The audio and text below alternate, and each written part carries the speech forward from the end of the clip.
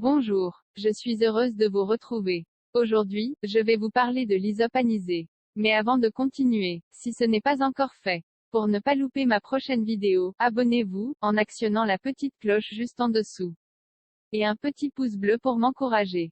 Merci. L'hysope anisé doit son nom à ses feuilles qui dégagent un parfum d'anis. Cette plante peut dépasser 1 mètre de hauteur, ce qui lui a valu son autre appellation des hysopes géantes. Quant à son nom générique, il vient du grec et fait allusion à ses épis floraux. Agan signifie beaucoup, et stakis veut dire épi de blé. Autrefois, les Amérindiens employaient l'hysope anisé comme remède contre la toux et pour soigner les problèmes bronchiques. Ils faisaient des tisanes avec ces feuilles aromatiques et les utilisaient comme condiment. Un miel léger. De juillet à septembre, l'hysope anisé porte des épis assez longs de fleurs mauve-pourpre. Riches en nectar, ils attirent irrésistiblement les abeilles. Cette plante mellifère aurait d'ailleurs été introduite en Europe par des apiculteurs. Le miel produit avec le nectar des fleurs est léger et agréablement parfumé. Plante ornementale utile. Avec ses longs épis de fleurs vivement colorés et sa longue période de floraison, l'hysope anisé fait une belle plante ornementale de jardin. D'aspect assez dense, elle remplit aisément les bordures et forme un joli contraste avec des espèces aux feuilles, vert pâle ou grises. Elle est facile de culture et passe bien l'hiver. En plus d'être décorative, l'hysope anisé peut être employée à divers usages, notamment en cuisine. Incorporées dans des salades, les feuilles finement ciselées leur apportent une délicate saveur d'anis. Elle relève les plats sucrés et parfume les ponches d'été et de nombreuses boissons.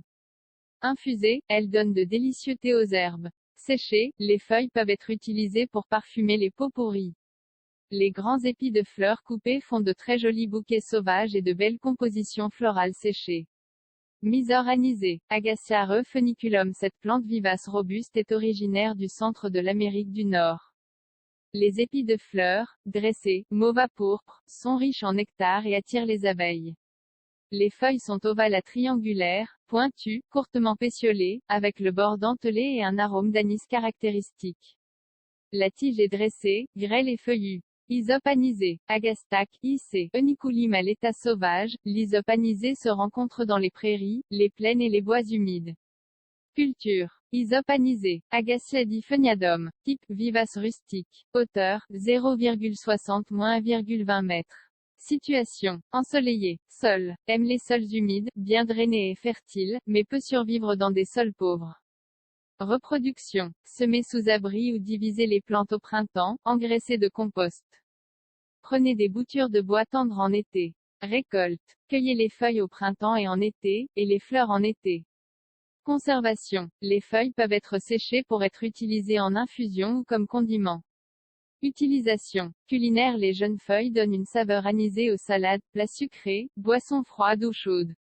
Ici domestique. Utilisez les feuilles séchées dans les pots pourris. Décorative. Faites des bouquets frais ou séchés. Si médicinal. Prenez une infusion comme remède contre la toux. Remède contre la toux. L'hysope anisé peut être un remède efficace pour traiter les toux persistantes. Voilà, c'est fini pour aujourd'hui. J'espère que vous avez aimé mes explications. Je serai heureuse de vous retrouver pour vous parler d'un autre légume, un fruit, une herbe, un arbre, ou une fleur. En attendant, je vous dis à bientôt et portez-vous bien.